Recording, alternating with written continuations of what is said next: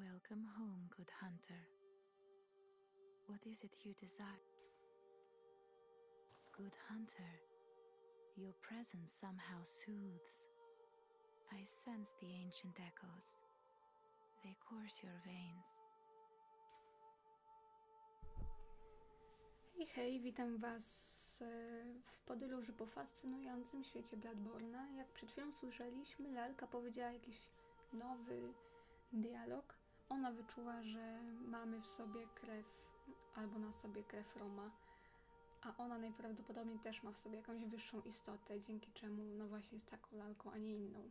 I ona wyczuła, że myśmy pokonali Roma. Very well, let me... 25, no dobra. Czyli Farewell, good hunter. przez May to, you że find your... pokonaliśmy Roma, teraz Romową powinna mówić. No ale pokonaliśmy Roma, to ceny w sklepie będą wyższe.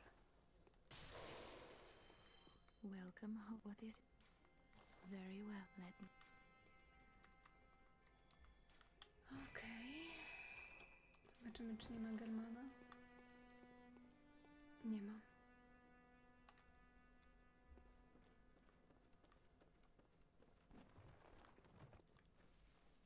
O, jest tutaj German. Może coś nam powie.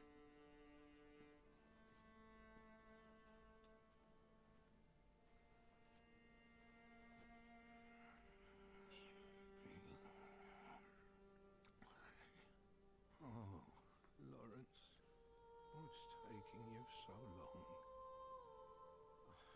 I've grown too old for this. Of little use now, I'm afraid. Tak jak wam mówiłam, najprawdopodobniej to był pomysł Laurensa i nie Gilberta, tylko Germana, żeby tutaj wykonać ten sen tropiciela. I Laurens miał go uwolnić ze snu tropiciela, ale sam zginął przy tym.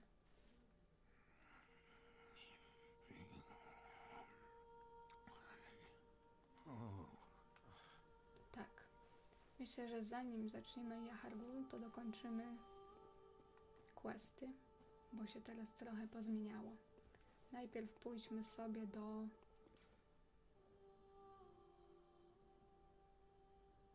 No, możemy tędy pójść do Josefki. Josefka już... coś się z nią teraz dzieje. Więc sobie zobaczmy, co się z nią dzieje.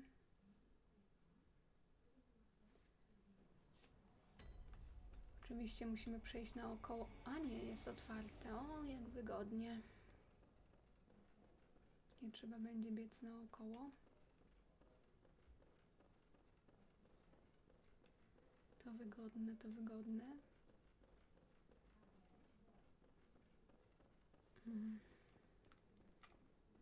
Tak.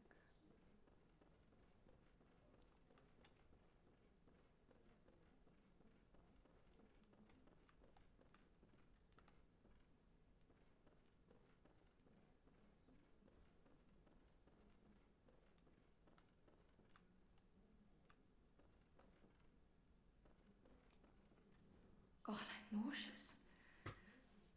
Have you felt this?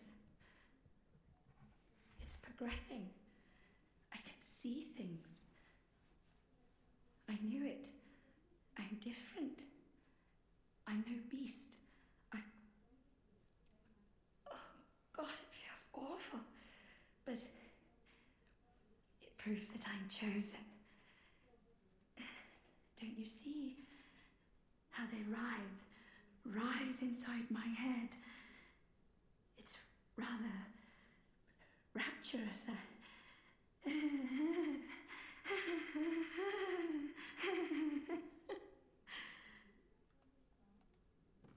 God, I'm nauseous. It's progressing. Tak, Josefka, czy ten raczej impostor Josefka zaczęła na sobie eksperymentować. Chciała się stać trochę jak te niebieskie ludki. Chciała połączyć się z wielkimi.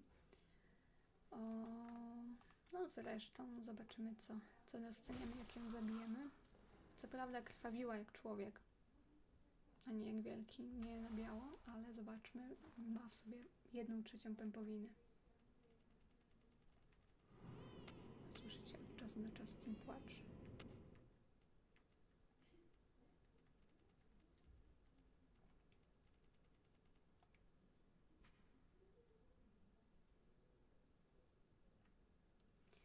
Wspaniały artefakt znany także jako kord oczny. Każde niemowlę wielkich posiadało tę wczesną wersję pępowiny. Rektor Willem szukał kordu, aby wynieść swe jestestwo na wyżyny i poznać myśli wielkiego, ustawiając w jednej linii mózg i oczy. To był według niego jedyny sposób, aby ludzie dorównali ich wielkości. O tak, Willem też szukał 1/3 pępowiny i chyba mu się nie udało, skoro tą pępowinę znajdujemy tutaj. Tak, impostor jest ubrana w szaty chóru, a chór generalnie już nie istnieje. Będziemy w przyszłości w siedzibie chóru i tam już nikogo żywego nie będzie, więc może być, że Józefka ta impostor Józefka zbiegła z chóru, zanim tam się złe rzeczy podziały, żeby po prostu na własną rękę eksperymentować. Teraz idziemy do Gilberta. Zobaczymy, co on nam może nie powie, tylko co się z nim stało. Bo pamiętamy, że on był chory, był zarażony.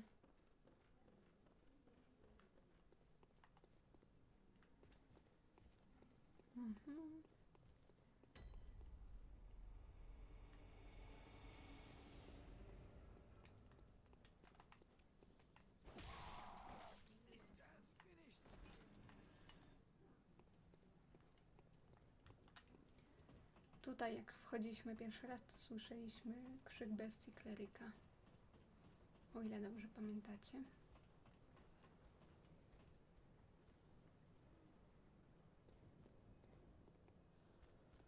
To jest Gilbert.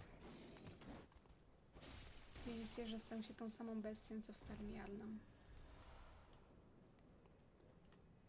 Zajdźmy jeszcze do miejsca, gdzie żyła córka Gascoigna.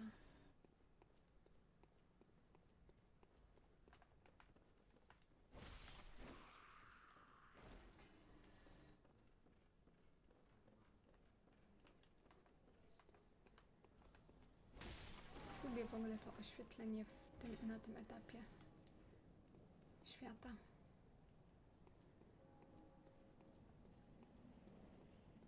Przebiegniemy.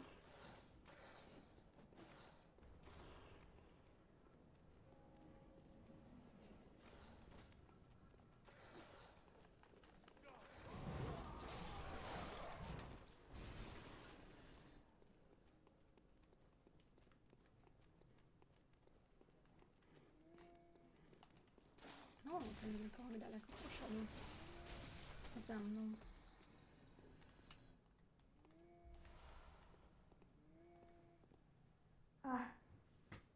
You haven't by any chance seen my little sister, have you? I told her to look after the house, but she's run off somewhere. She's still quite small and wears a big white ribbon. Have you seen her out there anywhere? Oh, how did this happen?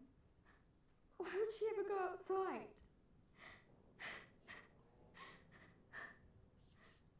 At least I'll have something to remember her by.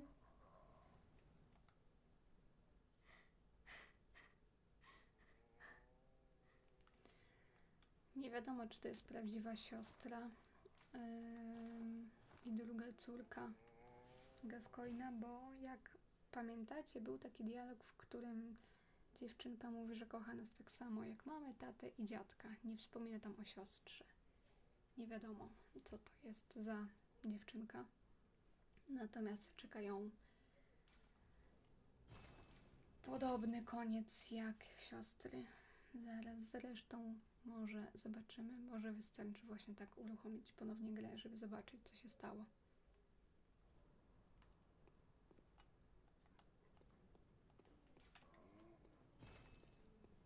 Tak, ona jest tam.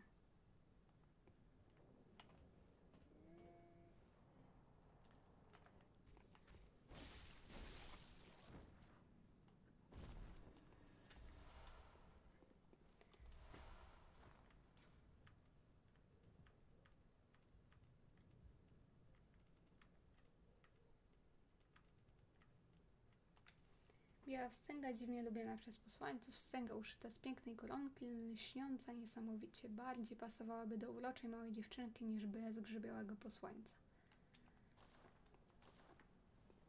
Tak, także ona popełniła samobójstwo, albo próbowała zejść, spadła. No, czeka nas jeszcze przejście do kaplicy Oedona. Którędy to zrobić najszybciej, czy przebiec tam? Spotkamy się już na miejscu.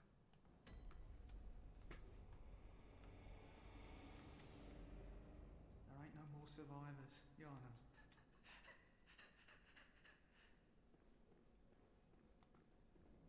Oh, there you are. Forgive me, I'm a bit out of sorts. So, Tak, Annalise, nie, O. Adela. O, Adela. Właśnie została pobłogosławiona dzieckiem wielkich. Stara Wienka już nie jest, już się nie łapie za głowę.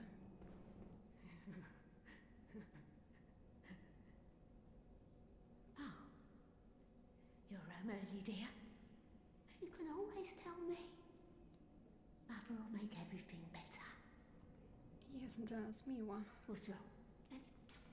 Oh my. You poor thing. But this will help. Ona będzie nam teraz dawała leki na uspokojenie. Oh, but I jak poprosimy ją wiele razy o te leki, to w końcu po nie pójdzie, bo nie będzie miała ich przy sobie i zginie.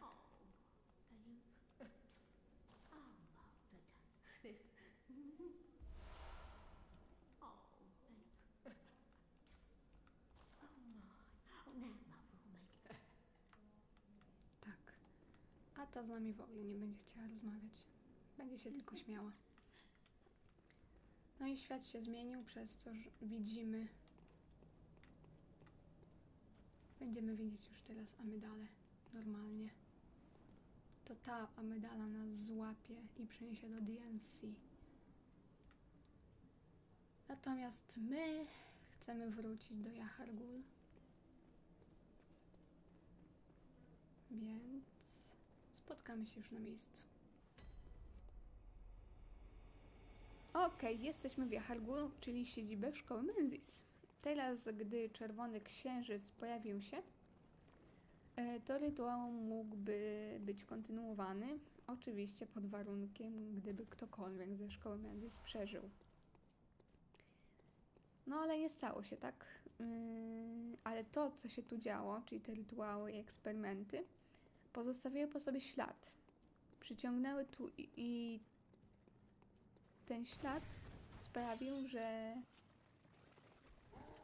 przybyły tu istoty, które potrafią korzystać z nagromadzonej krwi i magii. Dlatego spotkamy tu na przykład dzwoniczki, które przyzywają przeciwników, korzystając z krwi. Generalnie te dzwoniczki spotykamy w lochach. I tam, jeżeli je zabijemy, to przyzwańcy znikają. Tu dzwonniczki są silniejsze, być może właśnie ze względu na tą nagromadzoną krew lub magię i przyzywają i przyzwańcy po zabiciu dzwonniczki nie znikają, tylko na chwilę są oszołomieni. W Jahargul jest też zgromadzone tyle mocy, że dzwonniczki ożywią ciało naszego przyszłego bossa, czyli ciała, które szkoła Menzies najprawdopodobniej przygotowała dla któregoś z wielkich.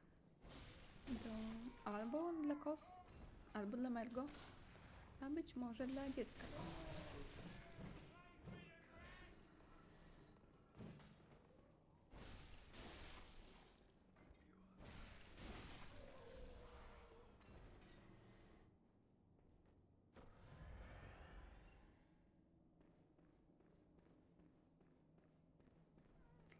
Ten etap Jahargul jest dla nas istotny nie tylko ze względu na postęp fabularny i bossa, za którego jest oczywiście trofeum, ale dlatego, że musimy tu trafić i wskoczyć w dosyć ukryte przejście, by zeskoczyć do klatki z ciałem szpiega Huru, który będzie miał przy sobie klucz do siedziby Huru.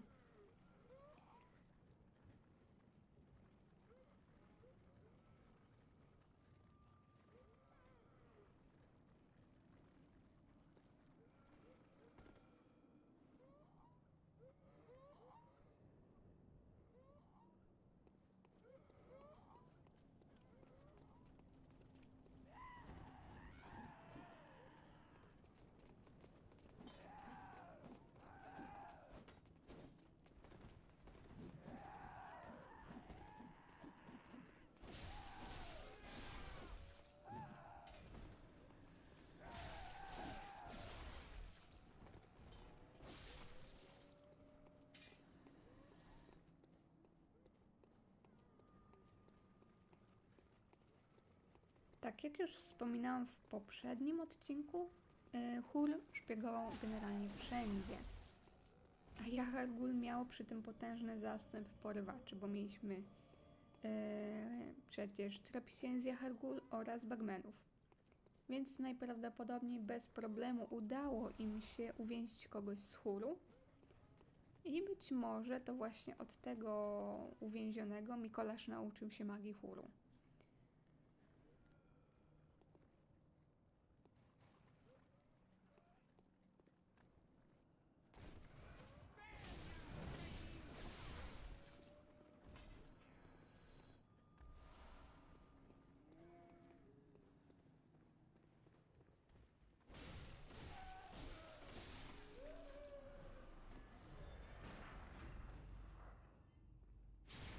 Być może jest to też ciało, które w koszmarze należy do Edgara, którego spotkamy w koszmarze Menzisa, bo świadomość w koszmarze może egzystować w dalszym ciągu, nawet jeżeli ciało już nie żyje.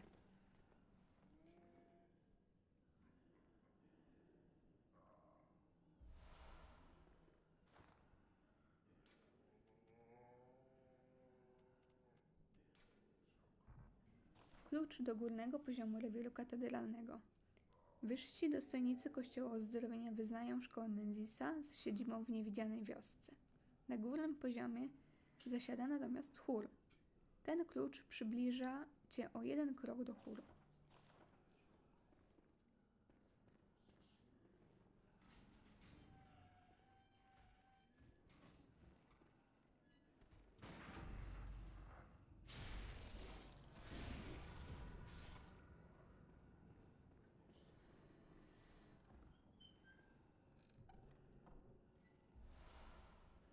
Ok, w skrzyni znajdujemy mały tonitrus, potrzebny do trofki.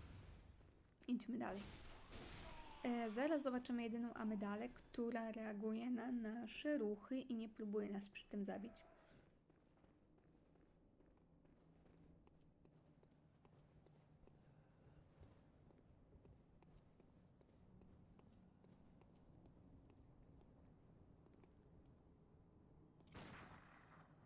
Ciekawe, dlaczego zdecydowano się na taki element w tym miejscu. O, zwróćcie też uwagę, że gdy będę się leczyła, to nasz tropiciel przykłada sobie dłoń do nogi. On sobie wstrzykuje starą krew prosto w żyłę na prawej nodze. Co jest dobrym nawiązaniem do przesądu starszych tropicieli zakładających metale i opaski właśnie na prawe nogi.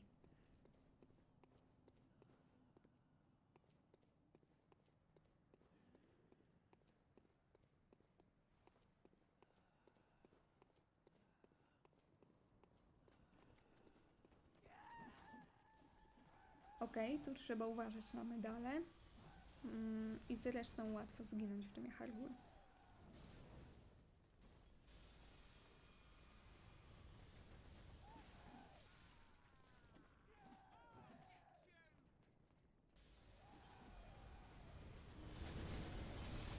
Swoją drogą uwielbiam dźwięki przyspieszania tej gry. Mi się tego bardzo przyjemnie słucha.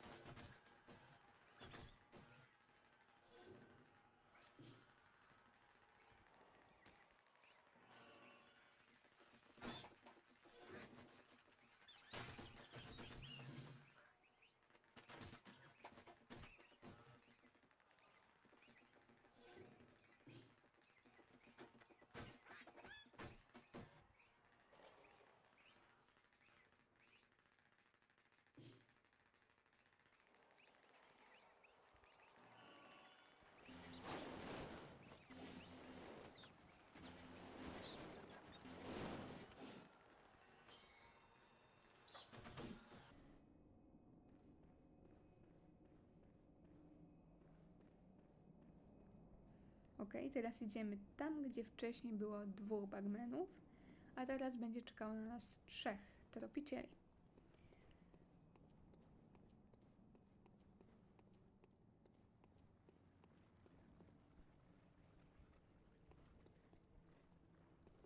Jak już mówiłam, będzie to dosyć trudna walka, bo ci tropiciele rzucą się 3 naraz na nas. Na szczęście w poprzednim przejściu odblokowaliśmy sobie skrót, więc zejdziemy ich od tyłu i będziemy mogli walczyć na terenie w bardziej dogodnych dla nas warunkach, kiedy już cały Jahargul oczyścimy.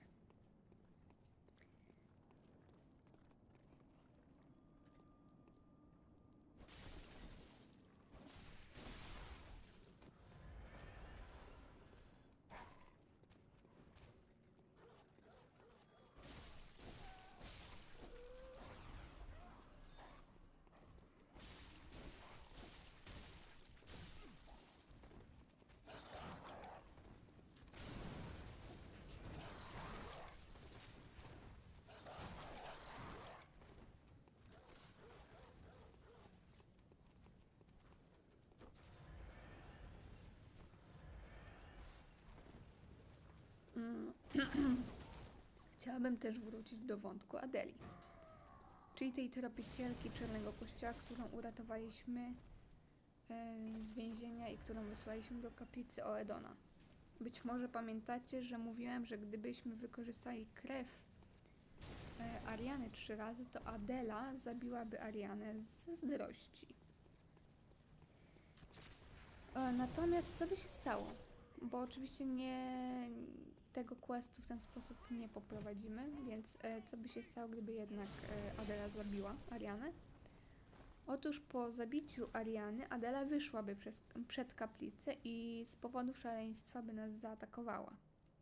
Gdybyśmy ją zabili, to dropnęłaby nam słabsza wersja runy Karila Oedona. Gdybyśmy nie znaleźli Adeli tu w więzieniu i trafili do Jahargul właśnie w tym momencie, w którym jesteśmy teraz, to znaleźlibyśmy jej ciało i runę na schodach otoczoną przez psy. No i oczywiście, gdybyśmy wysłali ją do kliniki Josefki, to zamieniłaby się w tego niebiańskiego emisariusza. Też by nam dała tą samą runę. A do tego sama Josefka nagrodziłaby nas 1 wglądem i 2 mgłami.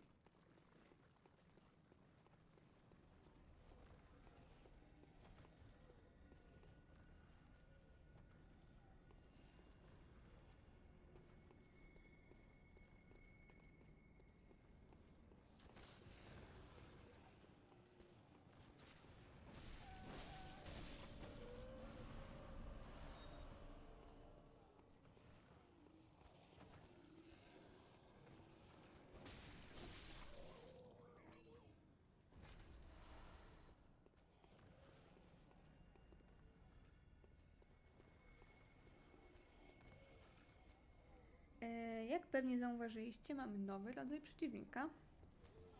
Najprawdopodobniej szkoła Menzisa sprowadzała ciała, czy może nawet żywych ludzi i łączyła je ze sobą właśnie w taki stos kończyn.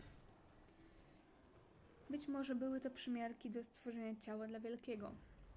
Będziemy mijać też rzeźby przedstawiające ludzi, którzy próbują uciec po murach z dala od Jahargul. Chyba teraz rozumiecie, dlaczego Kościół Uzdrowienia kazał się odciąć od Jarnam, co?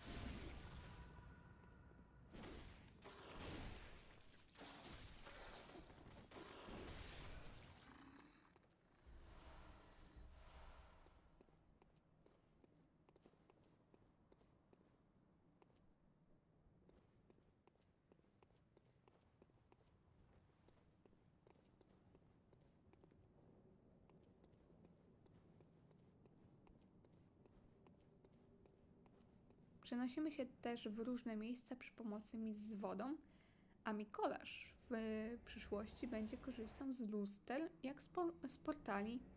Więc istnieje teoria, że najpierw korzystano właśnie z luster i stafli wody, by wykonywać jakieś rytuały i próbować porozumieć się z wielkimi.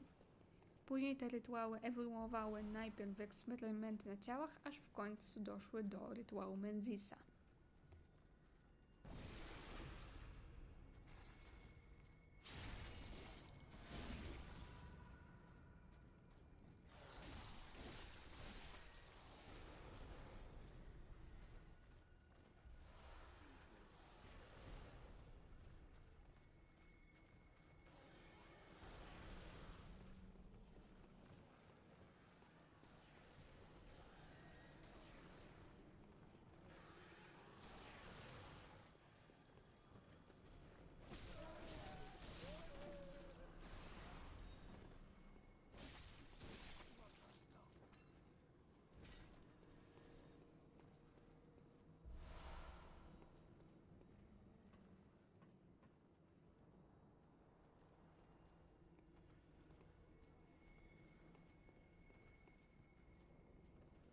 O, dobra, lećmy do bossa, a w następnym odcinku wyczyścimy Jahargul.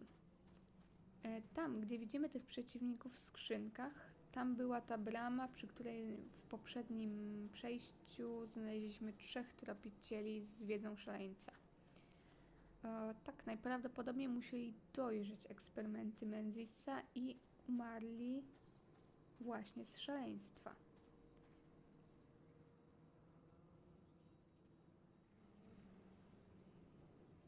A tam czeka na nas boss, Odrodzoną się nazywa.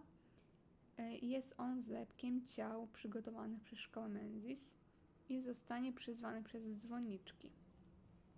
Można go pokonać jak zwykle na 3 sposoby. Pierwszy to sposób cheese'owy, czyli wbiegamy w taką boczną komnatę i atakujemy kończyny, które przejdą przez mury. Tylko muszę przyznać, że ten sposób jest dosyć czasochłonny, a boss tak naprawdę jest dosyć łatwy. Drugi sposób to sposób prawilny, a trzeci sposób to ten, który wykorzystamy, czyli przyzwanie sobie pomocnika.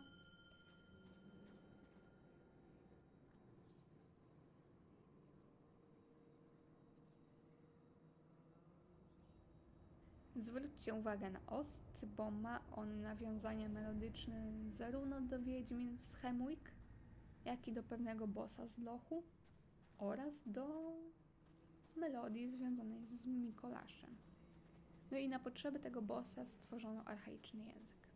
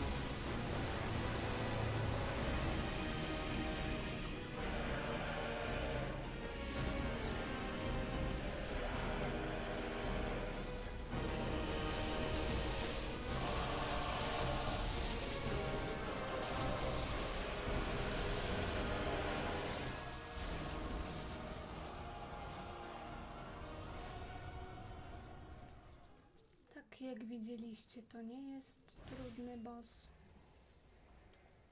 Jedynym zagrażającym momentem było wtedy, kiedy pojawiła się taka żółto-zielona maź na podłodze. Ona mocno biła.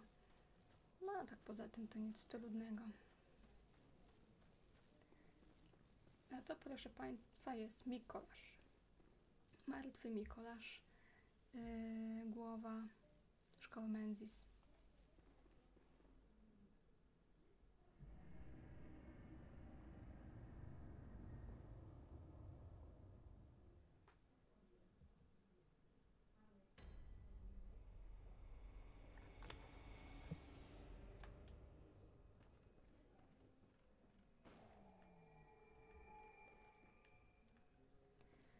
Jesteśmy na drugim piętrze budynku w auli i rozpoczniemy sobie ją w następnym odcinku. Ja Wam bardzo dziękuję. Dzielcie się swoimi ciekawostkami, teoriami i do zobaczenia. Pa, pa!